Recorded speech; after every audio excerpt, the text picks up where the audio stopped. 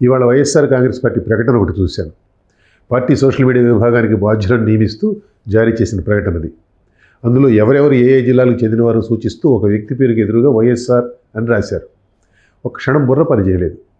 ఆ వెంటనే వెలిగింది కడప జిల్లా పేరును వైఎస్ఆర్ జిల్లాగా మార్చిన సంగతి. ఈ విషయం కొత్తది కాకపోయినా అక్కడ వైఎస్ఆర్ అనే పేరు చూడగానే మనసంతా చేదుగా తయారైంది. వైఎస్ఆర్ పేరుతో నాకేం పేచలేదు సుమా. కడప అనే పేరు ఉండాల్సిన చోట వైఎస్ఆర్ అనే పేరు ఉండటంతోనే నాకు అభ్యంతరం.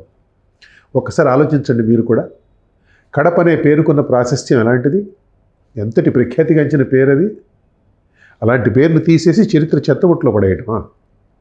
కడప లాంటి జిల్లా పేరును కొట్టివేయడానికి తెగించే మనిషి ఎలాంటి వాడై ఉండాలి? జగన్ ముఖ్యమంత్రి అయిన తర్వాత 100 పథకాలకు తన పేరు తన తండ్రి పేరు పెట్టుకున్నారు. ఎన్టీఆర్ నెలకొల్పిన వైద్య విశ్వవిద్యాలయానికి ఎన్టీఆర్ మరణానంతరం ఆయన పేరే పెడితే దాన్ని తీసేసి తన తండ్రి పేరు పెట్టుకున్నారు. ఇలాంటి పనులు చాలా చేశారు జగన్మోహన్ రెడ్డి గారు. అయినా కానీ కడప పేరు తీసేసి తన తండ్రి పేరు తగిలించడం వెనుకున్న మనస్తత్వాన్ని అర్థం చేసుకోవడం కష్టం అని నాకు అనిపిస్తుంది. కడప చాలా చరిత్రను ఊరు. ఆ ప్రాంతం అంతా కూడా నిజానికి తిరుమల కొండకు ప్రవేశద్వారం కింద లెక్క కాబట్టి అది దేవుడి గడప, తొలి గడప, కడప అని చెప్తారు. కడప పట్టణంలో పురాతనమైన వెంకటేశ్వర స్వామి ఆలయం కూడా ఉంటుంది. ఒక ప్రాంతం లేదా ఒక గ్రామం లేక పట్టణం వాటి చరిత్ర నుంచి ఉనికిని గుర్తింపును సంతరించుకుంటాయి. ఆ చరిత్రే వాటి అస్తిత్వానికి ప్రాతిపదిక కల్పిస్తుంది. అలాంటి చరిత్రలో భాగమైన పేరును తీసివేయగలవారు చరిత్రను తృణీకరించగల వారి కిందే లెక్క. పైగా జగన్ విషయంలో మితవాద రాజకీయ అవసరాల వంటి కారణాలు కూడా లేవు. గమనించండి. అంటే తానే ఒక గొప్ప చరిత్ర అన్నమాట. తనకు తను ఒక లెజిటిమసీ ఆపాదించుకోవడం కోసం తండ్రి వారసత్వం క్లెయిమ్ చేసుకున్నాడు చూడండి. కాబట్టి తండ్రిది కూడా గొప్ప చరిత్ర అన్నమాట.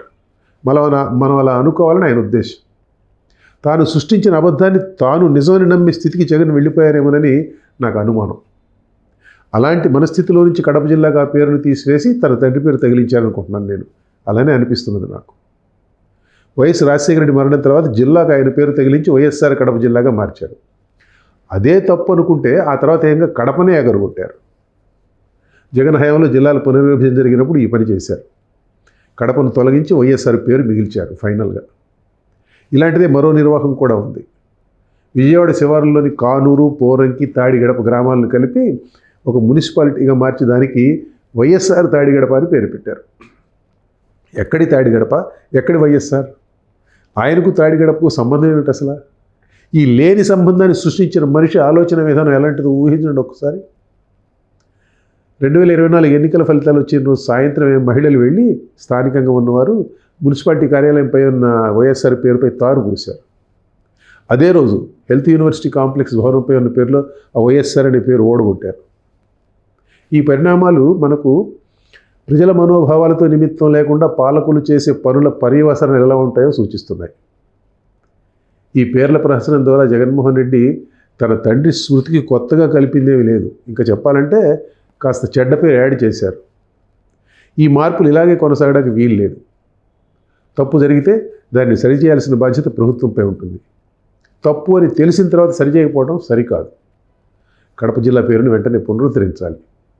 తాడిగడప మున్సిపాలిటీ పేరులోంచి వైఎస్ఆర్ పేరును తొలగించాలి. ఈ పనులు ఎంత త్వరగా చేస్తే అంత మంచిది. ఇలాంటి పనులు భవిష్యత్తులో ఎవ్వరూ చేయకుండా ఇదో గుణపాఠం కావాలి.